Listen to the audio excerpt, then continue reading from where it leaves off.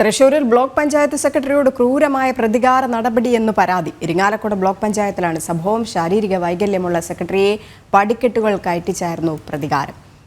മനോജ്, ഇങ്ങനെ ഒരു പ്രതികാര നടപടി ചെയ്യുന്നതിന്റെ പിന്നിലെ വികാരം എന്താണ്? രജനി, അരയ്ക്ക് താഴെ തളർന്ന ഈ തളർച്ച ബാധിച്ചിട്ടുള്ള പണ്ടു സിന്ധു എന്ന പേരുള്ള സെക്രട്ടറിയാണ് ഇത്തരത്തിൽ ബുദ്ധിമുട്ടിച്ചിരിക്കുന്നത്. ഇതിൽ തന്നെ ഈ ശാരീരിക വൈകല്യം പരിഗണിക്കാതെ ഈ സെക്രട്ടറിയെ പടിക്കെട്ടുകൾ കയറ്റിച്ചാണ് ഈ പ്രതികാരം ചെയ്തിരിക്കുന്നത്. ആ ദൃശ്യങ്ങളാണ് കാണുന്നത്. ഈ ചെറിയ യോഗങ്ങൾ പോലും മുകളിലത്തെ നിലയിൽ ചേർന്നുകൊണ്ടാണ് ഇത്തരത്തിൽ പഞ്ചായത്ത് ഭരണസമിതിയുടെ പ്രതികാര നടപടി. 8 മാസത്തിനിടയ്ക്ക് 52 തവണയാണ് ഈ പടിക്കെട്ടുകൾ കയറ്റിച്ചുവെന്ന് ഈ സിന്ധു പരാതി നൽകിയിട്ടുള്ളത്. പഞ്ചായത്തിന്റെ അഴിമതി ചോദ്യം ചെയ്തതിലാണ് ഈ പ്രതികാര നടപടി എന്നാണ് പരാതി ചൂണ്ടിക്കാണിച്ചിട്ടുള്ളത്. എന്തായാലും ഇത് സംബന്ധിച്ച് പരാതി നൽകിയിട്ടുണ്ടായിരുന്നു. തുടർന്ന് മറ്റ് നടപടിയൊന്നും ഉണ്ടായില്ല എന്നുള്ളതാണ് ഇതിലെ മറ്റൊരു കാര്യം. കാരണം 8 മാസമായി ഇത്തരത്തിൽ ഒരു ബുദ്ധിമുട്ട് അനുഭവിക്കുന്നുണ്ട്. അത്തരത്തിൽ ശാരീരിക വൈകല്യമുള്ള ഒരു വ്യക്തി കൂടിയാണ് ഒരു സിന്ധു എന്ന് പറയുന്ന ഈ സെക്രട്ടറിയാണ് ഇത്തരത്തിൽ ബുദ്ധിമുട്ടിച്ചിരിക്കുന്നത്. ഇതിൽ തന്നെ ഒരു നടപടിയും ഇതുവരെ ഉണ്ടായിട്ടില്ല, പഞ്ചായത്ത് ഭരണസമിതിക്ക് എതിരെ ഉണ്ടായിട്ടില്ല എന്നുള്ളതാണ്. ഇതിൽ നടപടിയെടുക്കാതെ ഒളിച്ചു കളിക്കുകയാണ് സർക്കാർ എന്നുള്ള കാര്യമാണ്. ജോയിന്റ് ഡയറക്ടർക്കും കളക്ടർക്കും അടക്കം പരാതി നൽകിയിരുന്നു. പിന്നീട് അതിനെ തുടർന്ന് ഒരു തരത്തിലുള്ള നടപടിയും ഉണ്ടാകുന്നില്ല. ഈ വിഷയത്തിൽ തദ്ദേശ വകുപ്പും ഇടപെടാതായതോടെയാണ് ഈ വിവിധ സംഘടനകൾ ഈ പഞ്ചായത്തിനെതിരെ പ്രതിഷേധം ശക്തമാക്കിയിട്ടുള്ളത്.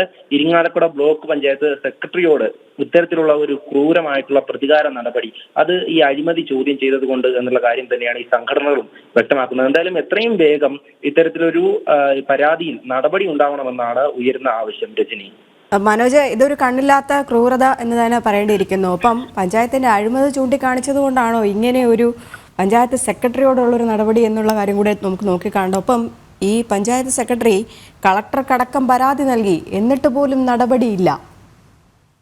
തീർച്ചയായും ഇത്തരത്തിൽ തന്നെയാണ് സിന്ധുവിന്റെ പരാതിയിൽ പറയുന്നത്. പഞ്ചായത്തിന്റെ അഴിമതി, അതായത് പഞ്ചായത്ത് ഭരണസമിതിയുടെ അഴിമതി ചൂണ്ടിക്കാണിച്ചതിലാണ്. ഈ ബ്ലോക്ക് പഞ്ചായത്താണ്, ഇതിന് കീഴിലാണ് ഈ സെക്രട്ടറി ജോലി ചെയ്ത് വന്നിരുന്നത്.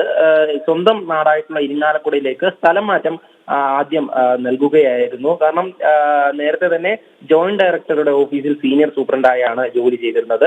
പിന്നീടാണ് ഇരിങ്ങാലക്കുടയിലേക്ക് സ്ഥലം മാറ്റം ലഭിച്ചത്.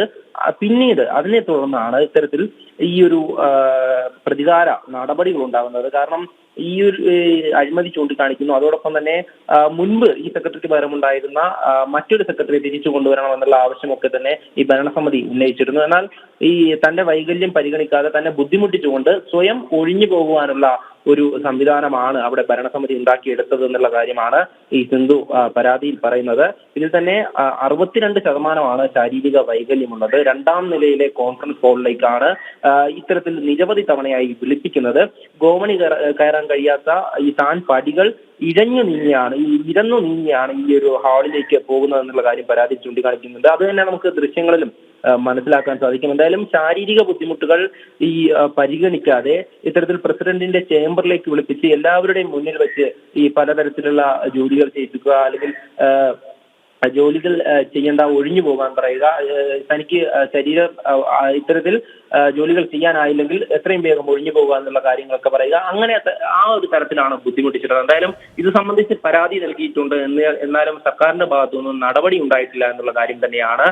ശരി, എന്തായാലും അഴിമതി ചൂണ്ടിക്കാണിക്കുന്നവർക്കെതിരെ ഇത്തരത്തിലുള്ള ക്രൂരമായ നടപടികൾ ചെയ്യുന്ന സഹപ്രവർത്തകർ അല്ലെങ്കിൽ ഉന്നതാധികാരികൾ, ഇത് ആരോടും കാണിക്കാൻ പാടില്ലാത്തൊരു ക്രൂരതയാണ്. ഈ പ്രതികാര നടപടിക്ക് പിന്നിൽ പ്രവർത്തിച്ചവർക്കെതിരെ തീർച്ചയായിട്ടും എന്തായാലും നടപടി വേണം. കളക്ടർക്ക് പോലും ഈ ഇരിങ്ങാലക്കുട ബ്ലോക്ക് പഞ്ചായത്ത് സെക്രട്ടറി പരാതി നൽകിയിട്ടുണ്ടായിരുന്നു, പഞ്ചായത്ത് സെക്രട്ടറിയുടെ പരാതി നൽകിയിട്ടുണ്ടായിരുന്നു. പക്ഷേ അതിൽ ഒരു നടപടിയും ഇതുവരെ എടുത്തിട്ടില്ല. എന്തായാലും ഈ പരാതികളുമായിട്ട് മുന്നോട്ട് പോകുമെന്ന് തന്നെയാണ് പഞ്ചായത്ത് സെക്രട്ടറി പറയുന്നത്. മനോജാണ് വിശദാംശങ്ങൾ പങ്കുവച്ചത്.